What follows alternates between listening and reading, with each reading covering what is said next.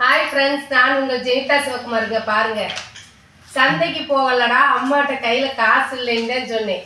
பழைய காலையில் வேலை பார்த்து என்னமோ ஒரு கல்யாணத்துக்கு வாங்குற மாதிரி வாங்கிட்டு வந்திருக்கேன் ஃப்ரெண்ட்ஸ்.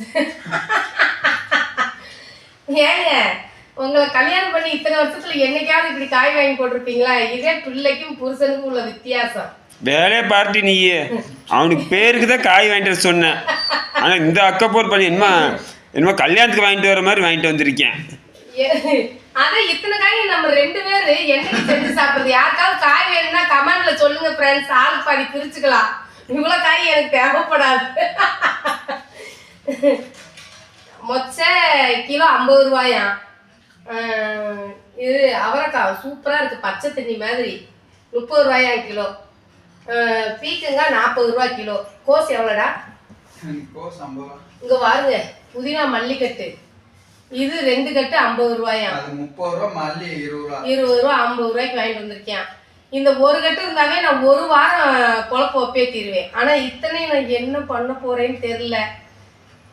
ஐயோ, கேட்டால் 700 ரூபாய்க்கு நான் காய் வாங்குவாங்க. நான் சந்தைக்கு போனால் 10 ரூபாய்க்கு ஊர்ல சரண் அப்படி இந்த மூஞ்சி கட்டு 10 ரூபாய்க்கு 10 ரூபாய்க்கு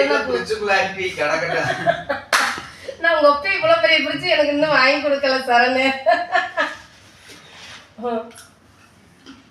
நீ வாட்டி கேரட்டை கூட எடுத்துட்டு போடா, யாருக்காவது வேணும்னா காய் மட்டும் கொடுத்துருடா.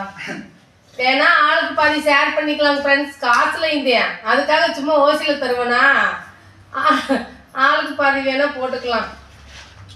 வேணுங்கிறவங்க கமெண்ட் பண்ணுங்க. நான் வேணா பக்கத்துல தான்ப்பா, நீங்க வாட்டுக்கு தூரத்துல கேட்டீங்கன்னா எங்களால் கொரியர்ல அனுப்பிச்சு விட முடியாது.